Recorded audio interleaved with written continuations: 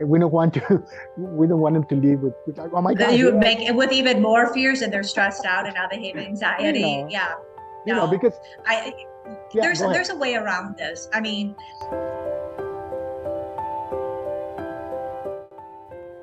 Good morning, good afternoon, good evening. It depends where you are on this globe. We welcome you to one more live talk. And as promised, you know, Anna is with us. Hello, Anna. How you doing today? hello. I'm doing great. How are you, Armando? I'm doing fabulous. I'm happy and excited and looking forward to the our live talk today because the subject is it's a great subject.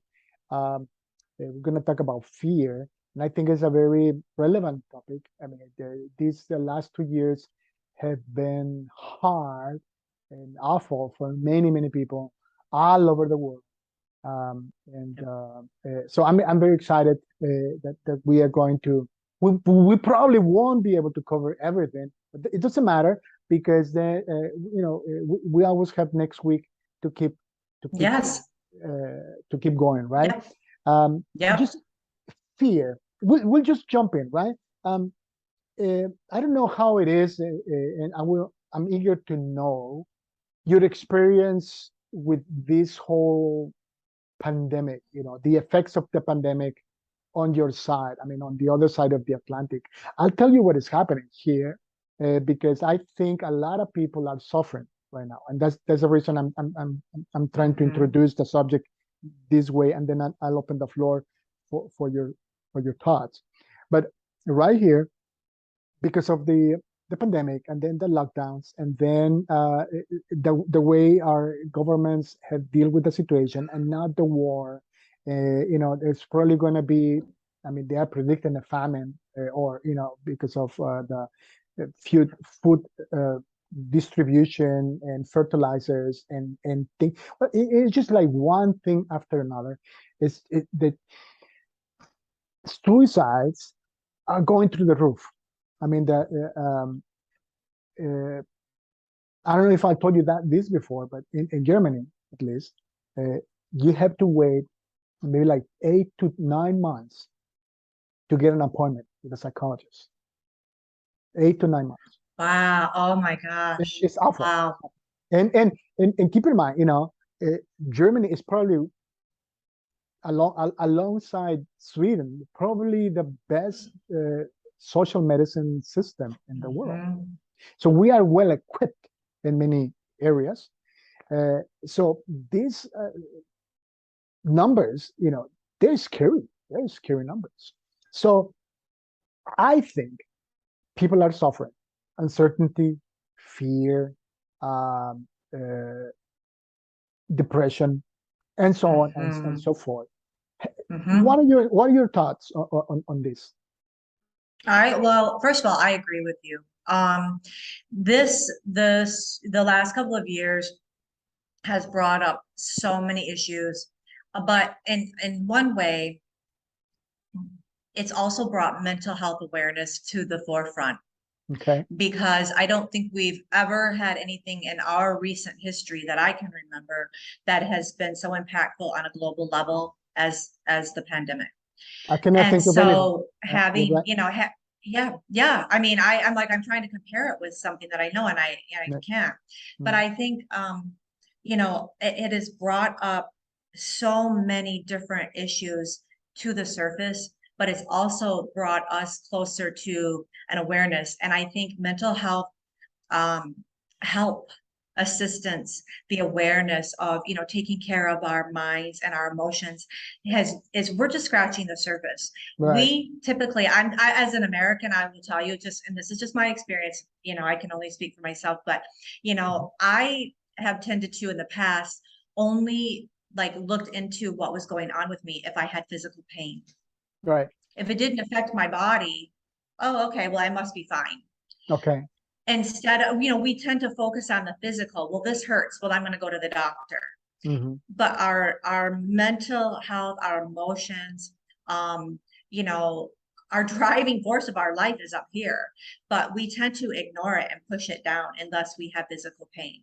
And so in one way, it's brought up all of these horrible, trauma for people. But at the same time, I am glad to see that we're starting to talk about these things, and we're starting to find resources and help, and that you don't have to wait for 9 months to get an appointment. If you can hop online and get a mental health, That's right. therapist, go to a group, go to a support group, or find a life coach or whatever.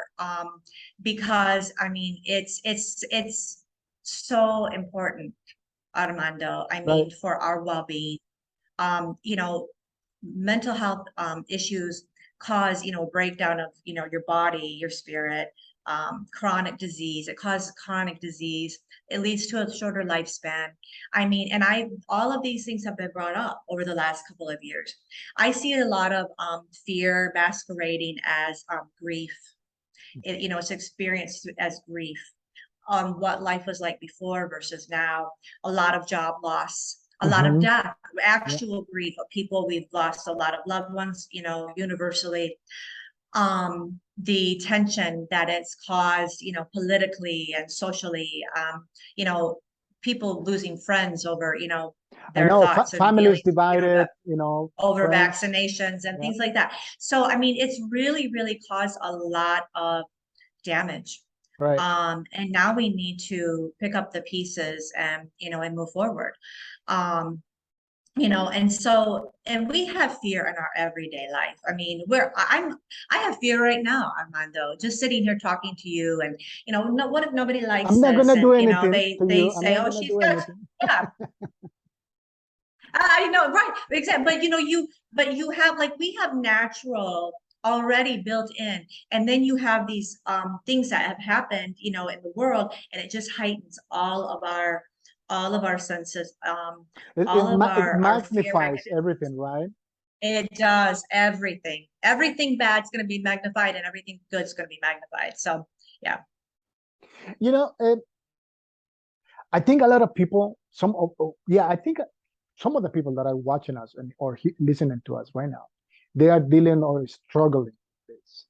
So, of course, this live talk, we are not giving as such right now a professional advice. We're just chatting and talking about this as professionals that we are.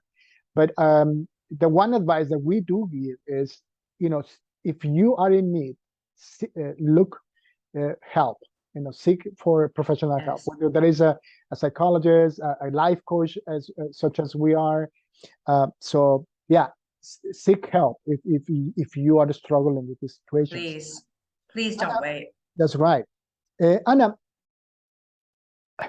this is probably like a huge question, a huge subject. But what is fear? Where does it come from? Fear is basically, in its essence, is just an unpleasant feeling that gets triggered by the perceived threat. It's the perception of a threat that's going to happen to you. And that's really what it is. It's something that actually hasn't even happened yet. So it's the unpleasant feeling of something. The and unknown. that is, we are right, the unknown. And so, and fear can be a very good thing, Armando. I mean, fear saves our lives. Fear has, helped us evolve as a species. And it is the fight or flight instinct. When you know you're in danger and something inside you is like, I have to react to this one way or another. And it keeps us alive. And there's so many instances of that.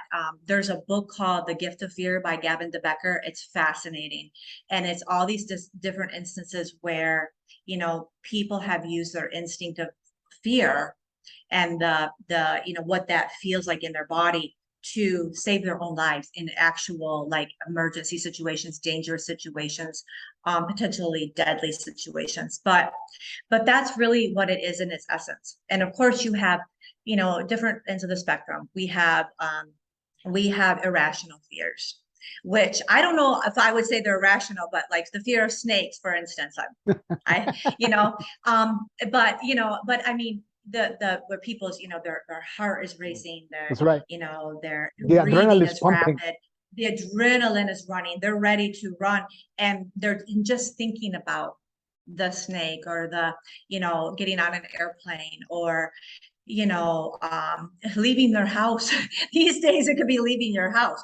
What's going to Yeah. happen to me? So, that's on one end of the spectrum. And of course, we have therapies for that, and, breathing exercises that you can do, that you can look up, and, to help you at home, or talking to a professional and having them take you through something called exposure therapy, where you just get conditioned and Hmm. to get more used to the stress response, and then Okay. until it dissipates. But for most of us, we just have everyday fears that I think that we don't even acknowledge. And it keeps us prisoners in our own lives. I mean, And if it's out of control, it's dangerous, right? It's harmful. it's very harmful. It's Right. very harmful, but I think people, again, if it's not affecting me physically, it's not a problem. But I think fear holds us back, Armando, for living our highest potential and living our best life. And go ahead. Yeah. Well, I want to touch on that because this is a very interesting point and powerful as well, I think, because I think, and correct me if I'm wrong, or tell me what's your perception, but I think in many regards, in many ways, our societies, our modern society has become too soft. And we try to avoid pain. And at all costs, Mm, we try to avoid pain, and all costs. we don't want to get out of our comfort zone, and we avoid it at all costs, including Yes. pain, including fears. I mean, we're probably not talking about phobias, but No. like you said, maybe some people are afraid of leaving their home. Maybe some Hmm. people are afraid of germs, and and this these last few Right. years have, like, I don't know, exponentially made it even worse, and so on and so forth. Friendships. I don't know. Help me out. What are the typical fears that people have? Like, I think that go ahead. no, The no. typical fears I think that I see all the time, and I have in my own life, Armando. I mean, I have to go back to myself, because I am my own work in progress.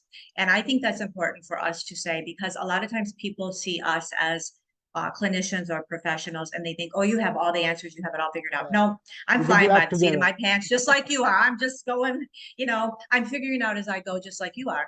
But I think the things that we have fear about are fear of financial security, Financial security. Yeah, the fear of, how are my children going to be okay? right. Um, The you know, future. um, yeah, I mean, just the fear of being successful. What Right, happens if I get what I actually want? The fear right. of rejection, the fear of failure, um, the fear of just, not being good enough. Just, No, yeah, just yeah. all of these Being just alone, things. the Think fear of about being your alone. being Yeah, alone. They're being alone. I mean, we have fear of dying and all this, but I'm talking about the things that people don't even necessarily connect to in their consciousness on a daily level, all right, that really can be very detrimental to our well-being and our outcomes and right, living the life that we want. right, right. But for what part do you think, or maybe I'm wrong, are we are we soft? As this is a generalization, I know, but forgive me for generalizing, but do you think our modern Western society has become a little soft? I mean, our forefathers, they dealt with things, I mean, really, really, wars and famines, and depression and whatnot. How did they deal with that? And I mean, it seems today our modern society, we get offended because of everything, and we, I don't know, am I going off track, or what do you think about that? I just think that, it's one of the things that go along with modernization and progress. Mhm. We don't need to be equipped maybe for those types of situations anymore that, our forefathers and our forefathers before them and so on had to endure, because Mm. they created a space for us that we're living in now, that we don't need to, do all of those things and have all of those, Mm, this tough as nails mm. mentality. And I think in some ways it was very helpful to them, but also, again, how aware were they of the effects? And I think these things are generational. I think a lot of our fears on a daily basis, come from what's been handed down generationally that people haven't dealt with, Oh, belief okay. systems, Hmm. and so, and it carries on and on and on and on, and there's no awareness of it. So, obviously society has changed, the needs have changed. I'm sure we've become very, very spoiled in a lot of ways. And I think living in a third world country, as I do, which you would never know, but still, I mean, it is considered that it's a little bit different of an experience. So it kind of, takes me back in a lot of ways, and to appreciate and have gratitude, because wow, we are living the dream in so many cases, all over the world. So, but I think that, it stems from that. I also think fear a lot of times, can come from a place of bad experiences. You fear, Hmm. you get rejected in the past. You get, Right. apply for the job you always wanted and you One get too shot many down. times, right? Yes, Yeah. yes. You go to ask somebody out and they say no, your high school crush, and they're not interested. Right. And so we carry those things, especially if we have been rejected for who we are as a person. It's Right. soul crushing. Right. Um, Right. It can crush your so, spirit. and oh, it does, and it stains you, and it can stay for a lifetime. So Right. I think those little things and a lot of times we don't even connect those dots of, I have fear of this because of that experience, 20 years ago. But all those things, as we grow and as we, go on our life journey, they add up, all these little life experiences every day. So I think, for me, it's a combination that I see of generationally held, beliefs that are no longer useful and limiting. We don't need to necessarily carry on what my great great great grandfather did, like now. Right. It's not relevant. It's not helpful anymore. I have to pivot around modernization and what is in front of me now. So, but I really think too, though, those, negative experiences can just crush our confidence. And then all of a sudden what happens? We build up a barrier immediately. Wall goes up. I have a theory. I believe, I think that because of modernization, because of our lifestyle today, I think sometimes, or because life is also, how do you call that? You can count on, you know what is going to happen. You have a routine. You have a, I'm looking for the right word, but I think you know what I mean, right? And sometimes I believe that people don't have, if I can use this metaphor, metaphor, Yes, that's right. right? They don't have a dragon to kill. They don't have Mhm. a mountain to climb, a challenge. You know what I'm saying? And that's what I meant Mhm. by being soft. Because um, Mhm. our life is so predictable. That's the word I was looking for. Our life has become too predictable, that I mean, of course, I don't want to be fighting dragons the whole day or every week of my life. That's not what I'm saying. But I think that sometimes when faced with challenges, and I would like to hear to to know your take on this. I think when we are sometimes faced with challenges, all of a sudden, we become we lost and despair and maybe fearful. What do you think? Paralyzed. Yeah, yeah. Well, we do. I think a lot of times it's easy to become paralyzed when we're not, challenged in a way, that stretches us. Um, and it's so easy to stay in a cocoon of, this is what I know, this is my comfort zone. Because I always say to my clients and my friends, the devil you know is easier to face than the devil you don't know. Uh-huh. And that fear of the unknown. And, we get very comfortable. And, especially when we are spoon fed and Right. we don't have a lot of challenges to overcome or, so to speak. So, yeah, I definitely can, see what you're saying with that. Yeah. You just mentioned something very interesting because in our, I don't know, 2 weeks ago, I was talking to Moises Aguirre, Dr. Aguirre, in one of our live talks in Spanish. Mm-hmm. And he's professor in Monterrey, one of the best universities in this department. Is one of the top 10 universities worldwide, and that's in Monterrey, in Mexico. And so, needless to say, I mean, a lot of the students there are very wealthy, very, they come from very well off positions in life, so they don't know sometimes what it is to you know Struggle, yeah, to struggle. the Yeah, thank you. That's struggle. that's what I was looking for, to struggle. And he mentioned in our talk that one of his advice for these students, for his students, is get a job before you graduate. Get a job. Get a taste of the real Mhm. world. Because Yeah. you will need that later on. When you come, Yes. later on, when you are the leader of a great company, when you're in a position of leadership, and which they will be, because that's the kind of students they Mhm. have, right? So, but you need to be in touch with reality. I mean, you mentioned that they were fed with a silver spoon. So, I being maybe like getting used to facing the challenge, facing the dragon, facing our fears is a good thing to do, right? Well, I think that when you don't have any weapons in your arsenal, how can you fight a war?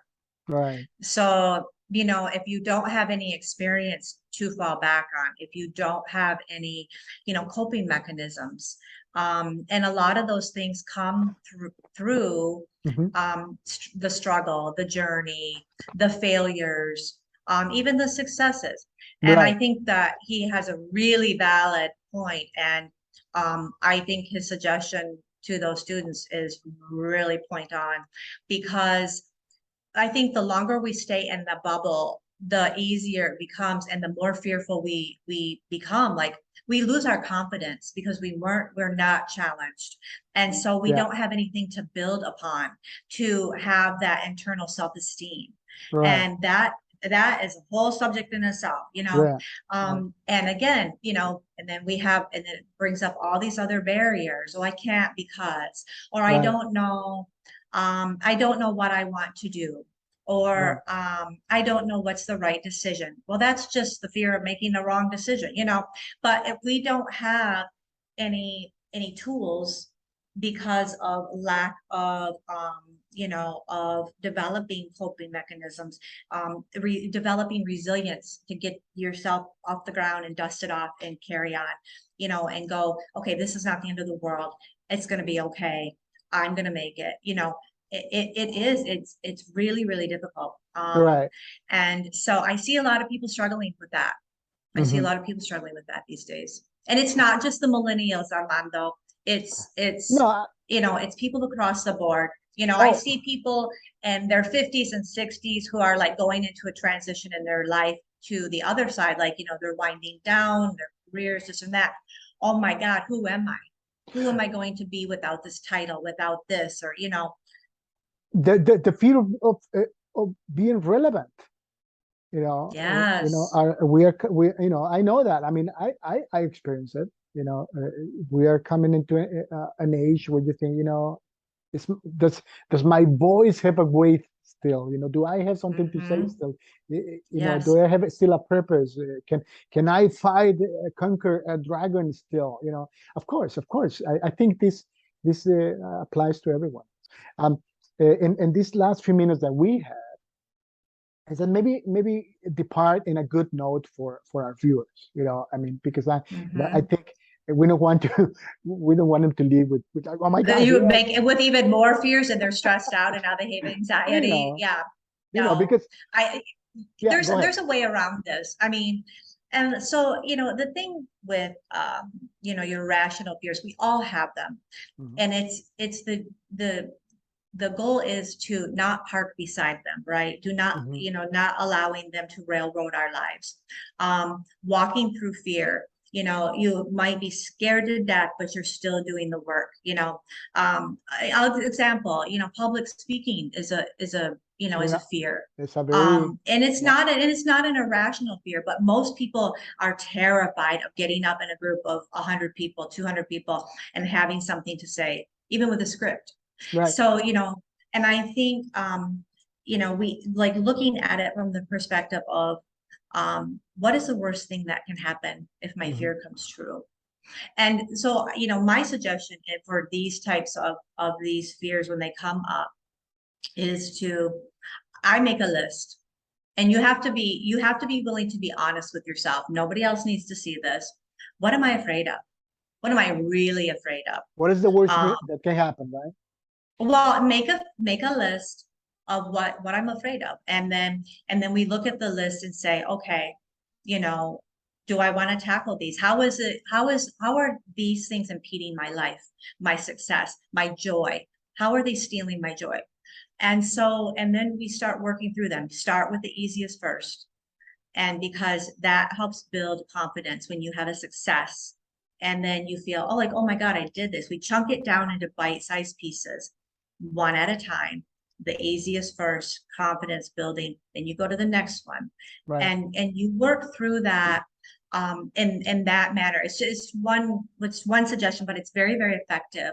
Okay. And as we're sitting here, and trying not to judge our emotions that come up, just allow whatever comes up is going to come up, but really looking at, where does this come from for me? Is this, something that is true of my real situation right now? Like, I don't have a job and I don't have any money and I'm going to be homeless.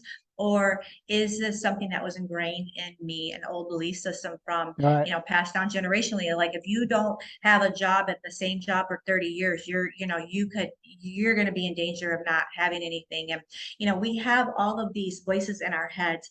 We're influenced by our family members, by the social media, by our friends, other people's success. So being able to sit with that and really think about, where does that come from, and writing it down, and Yeah. then looking at, does it still serve my purpose? Do I need to Mhm. still believe in this, or can I let it go? Mhm. And then, and going through these exercises is it's very helpful, and it's amazing the things that come up. This is Go ahead. yeah, no, I'm just looking at the clock, but I think that it's great advice, and as I said before, if anyone watching or listening to us are struggling with these kind of situations, um, seek for help. Reach out for help. Look for a professional, a life coach, a doctor, a spiritual counselor, and a psychologist, whatever. And Anna's contact information, as I said before, is in the description box. If you want to get in touch with her and find out more about her services, and you have that information right there. I think that would be a great point for our next session. I don't know what you think. Maybe you have other material on your list, but maybe talk a little bit more about these generational beliefs. How do we came to have them, and how can we break those chains of the past of our grandparents or parents and things like that. So some people, Yeah. they struggle with those kind of things. Yes. But I think, let's do it. Yeah. You know what? We'll talk about being conditioned, because all of that is involved in our conditioning from childhood. Okay. Next conversation, Armando. Next one, I'm looking forward. I mean, I'm already excited just listening to the idea. It's great. Well, Anna, thank you very much. I appreciate it as always. Audience, send us your comments, send us your questions, and we'll do our best to cover them. Right, Anna? We're happy to hear from you. Until our next live talk, we wish you a successful and blessed day. Have a good one. Bye-bye. Bye. Thank you, Armando. Thank you.